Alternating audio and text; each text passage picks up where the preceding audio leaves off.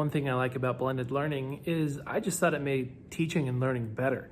I know even though there was some setup that took some time and some effort, obviously, to get it up and rolling, but once that part was done, I felt less stressed and I felt better about what was happening in my classroom, and I feel like my students were having a better learning experience because of it. When students came to class, it wasn't so boring, it wasn't so formulaic. Students were up and moving and going to different activities, and they were able to be more engaged because they were able to experience different things, and each of the activities were created to help promote learning. Because there were different activities and different ways to do it, students had multiple opportunities to express their learning of the material. Students were able to show their creativity. They were able to show and express their voice that they had, their unique voice. And because of that, I was able to get to know them better and was able to really start to understand my students and help them along in their learning process. I loved hearing my students' unique voice through the work they created in their blended learning activities. And I was often blown away by their skills and their knowledge and their abilities. And it was just a great experience for me to really get to know what my students were capable of. I taught creative writing classes, and I always used for my theme for that class of what is poetry. With blended learning, it gave me a better opportunity for students to actually dive into poetry and to look at it, because I could give an instruction at the beginning and say, okay, we're going to be working with this type of poem. Here's some examples. Here's what it looks like.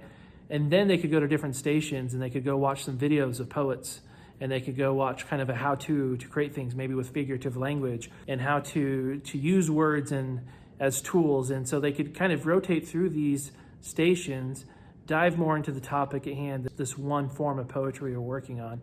And by the end of class, submit 1, 2, or 3 poems based off of what they learned throughout the day. So for example, I want to show you this poetry activity we did with blended learning. Typically, I would give students the assignment, kind of explain it, and then let them start writing.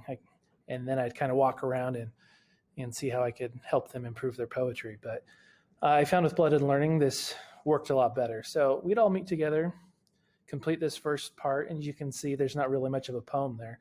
As the student just kind of wrote down something, and that was kind of the thing, just write something down to start with, and then as we go through the different stations, we can improve it. And so in this case, there's 4 stations that they would be going to. In this first station, students were watching a video on figurative language to help them understand what that's like. And so as you can see, this student decided to add a simile into their poem. This station, they learned a little bit about line breaks and white space when they write poetry. So this one was done before figurative language one, and so there's no figurative language in there, but they did kind of break up their poem to make it a little bit better. This third station was more about helping students see other poets and to read through other poetry to start understanding what things they liked about poetry and maybe some things they didn't like. So the fourth station that I have was for a peer review, where students would sit down with each other and read their poetry aloud to each other, ask each other questions, and try to help create something better. And so as we see, this was one of the last ones that this student participated in, and they were able to create something that was more poetic, had a little bit more meaning to it, and better overall. So here's the final version of this person's poem. As we can see how much progress they made as they went throughout the different stations. They're able to create a poem that really I was like, that's a great poem. And it kind of blows my mind a bit that this specific student was able to write this out, especially from their first line. They're like, I can't write poetry. And so they write a sentence, and now all of a sudden we've got this poem that has some meaning to it, has some feeling in it, and they're able to do a great job on it.